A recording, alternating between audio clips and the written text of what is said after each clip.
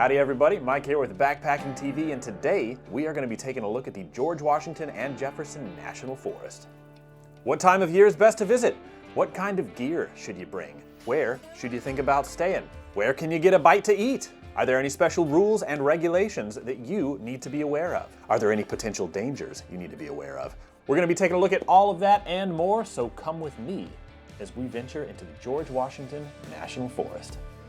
So the George Washington and Jefferson National Forest is right here, riding that line between Virginia, West Virginia, and Kentucky. You've got a little bit of it to the east of the Shenandoah Valley here, and then you've got a lot of it to the west of the Shenandoah Valley here. So this thing is huge. This is a lot of wilderness here. And as the name suggests, it was originally two different national forests, the George Washington National Forest and the Jefferson National Forest, but in 1995 they were consolidated into the massive 1.8 million acre national forest that we know and love. So the Appalachian Trail is going to cut through the eastern portion, and in the western portion you've got a lot more backcountry type situations where you can go and just be entirely alone. The Shenandoah Valley is going to be right here and kind of separates the two portions of it. And I'm going to tell you right now, if you're looking for a place to stay, anywhere in the Shenandoah Valley is going to be awesome. Before we go any further, I want to take a quick second to thank this video's sponsor, Mossy Oak Properties Land and Farms Realty. If you dream about owning a home in the great outdoors, Mossy Oak Properties Land and Farms Realty is here to make that happen. With over 40 years of experience, they specialize in finding rural properties across Virginia, North Carolina, and South Carolina. Whether you're looking for recreational land, timberland, hunting property, or even a home with some acreage, the team can help guide you through every step of the process. So if you're interested in taking that next step towards owning your dream property, click the link below and check out Mossy Oak Properties Land and Farms Realty, where you can find your favorite place. So the big thing I want to talk about here is variety. You can do pretty much anything in a relatively small area. So we're talking about, of course, hiking, backpacking, fishing, hunting, rock climbing, paddling, you name it, you can do it in this area. It's not going to have the most extreme of anything, but you do have that variety, and it's all based right there near the Shenandoah Valley, which has a ton of variety itself as far as cities and towns and rural areas and much more urban centers like Roanoke and Blacksburg. So this is classic Appalachian hiking. And if you haven't visited the Appalachian Mountains, what I mean by that is that you've got a lot of mountains, but nothing's very steep. You're not going to run into any insane inclines or insane drops out here. You've got a few cool geographical features every now and then, but a lot of the hiking is going to be up and down and up and down, which is nice because it's challenging enough, but it's never anything insane. Let's talk about fun places to go. So when I was up there, I spent a lot of time on the Appalachian Trail. That, of course, is a massive trail that goes for a long, long way. But there are plenty of other options as well. If you hop on your favorite hiking app of choice and just look for trails in the area, you'll see just how easy it is to find something. Some of the trails are going to be very easy and very fun and rewarding, and they'll take you out to nice little views or cool waterfalls. And then some of the trails are going to be much more difficult, like the Devil's Marble Yard, which was my personal favorite trail just because of how nuts it was. It's essentially just climbing boulders. But yeah, there's something for everybody out here. I went to Humpback Rocks, Crabtree Falls, White Rock Falls. I went up on Massanutten Ridge, which is a huge trail itself, and I've been saying Massanutten my whole life, so I feel silly. Somebody corrected me in the comments. So this is a place that has a lot of variety and a lot of easy access to that variety. You're never more than just a few minutes drive away from a good place to hike, though I will say that on some of the more out there hikes, you may run into issues with cell phone service, so that's just something to think about, especially if you're going to be using maps to get where you're going. But again, everything that's going to be reliably close to the bigger places in the Shenandoah Valley shouldn't have any problems. So let's talk about the weather. So the good thing about the weather out here is that in the spring and fall, things tend to be very temperate. We're talking t-shirts or light jackets, and that's one of the reasons why the spring and the fall is such a popular time to visit. And of course, you've also got the beautiful colors that you're going to get up here in the spring and fall. There can be a little bit of pollen in the spring, so maybe take your allergy medicine.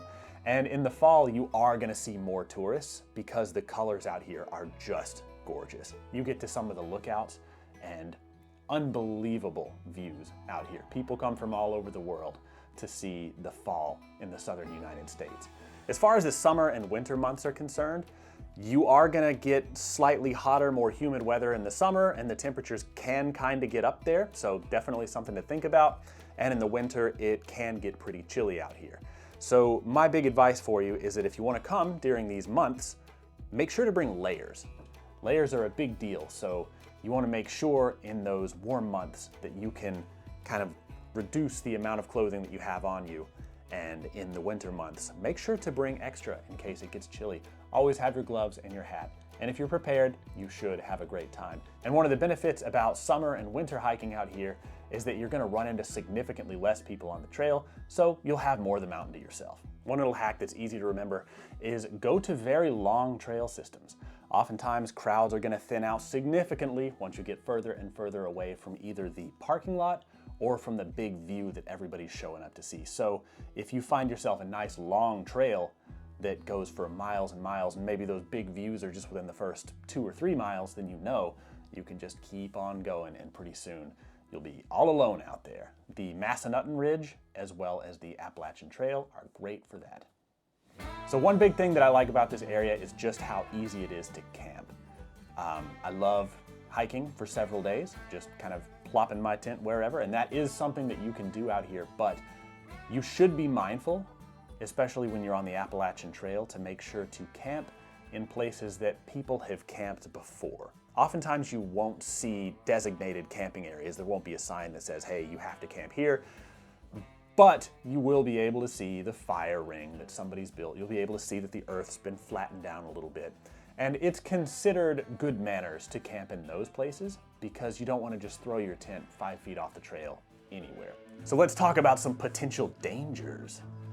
Good news is that this is not a dangerous place at all. You will see a lot of wildlife out here, but nothing out here wants to bother you.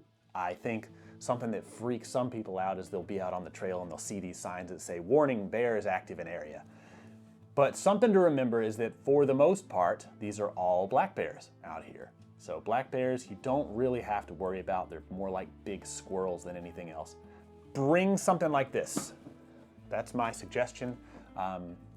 This is going to keep bears from smelling your food. They're not going to come into your camp and attack you or anything if they can smell your food. This is more for the bear's safety than it is for yours. You don't want bears to form that mental connection between human beings and food, because then the bear might stumble into somebody's camp or maybe just stumble into town and, no good. We don't want that. So keep your food sealed up. Just make sure to put it 200 feet away from your camp or so, and you'll be good. As far as poisonous snakes go, don't really have to worry about too much out here. The copperhead is the one that you're gonna see the most. Copperheads they're kind of goofy little snakes. If you see one, it's probably because it's just sitting still on the trail.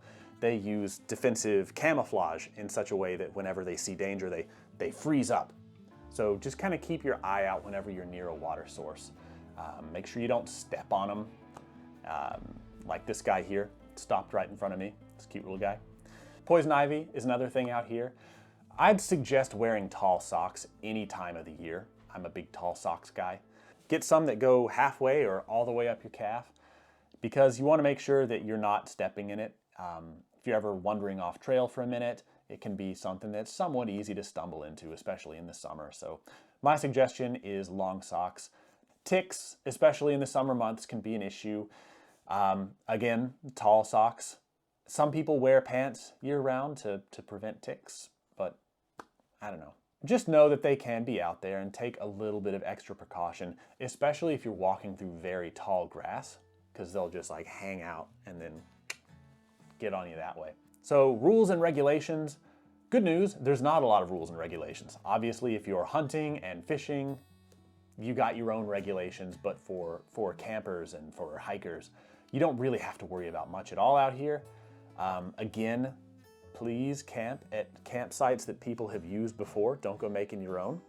because if people mess up the woods, then that's when the regulations come in, and we don't want that. As far as water sources go, these are the Appalachian Mountains, so there's a lot of water. Still, make sure that you bring more water than you need, because there's a chance that some of the smaller water sources might dry up. Check your favorite trail app and look for recent reviews and see what people have to say about water sources. Sometimes these reviews can be really fresh, and you can see just a couple days ago somebody mentioned that a water source was dried up. So something to think about. Obviously, you have less to worry about when it comes to the bigger water sources, but the little ones, keep an eye on them and always bring more water than you need. So that's the George Washington and Jefferson National Forest in a nutshell. Pretty simple place to go and just have fun. You've got a lot of little towns that you can home base out of. You can go camping in the woods for days on end. You can stay at little hotels in small rural towns, or you can go to some of the bigger, more hopping down towns and do hiking in the day, city life at night kind of thing. I don't know. There's a lot of cool options. So hopefully I'll see you out there. And until then, I'm Mike with Backpacking TV, and I will catch you later.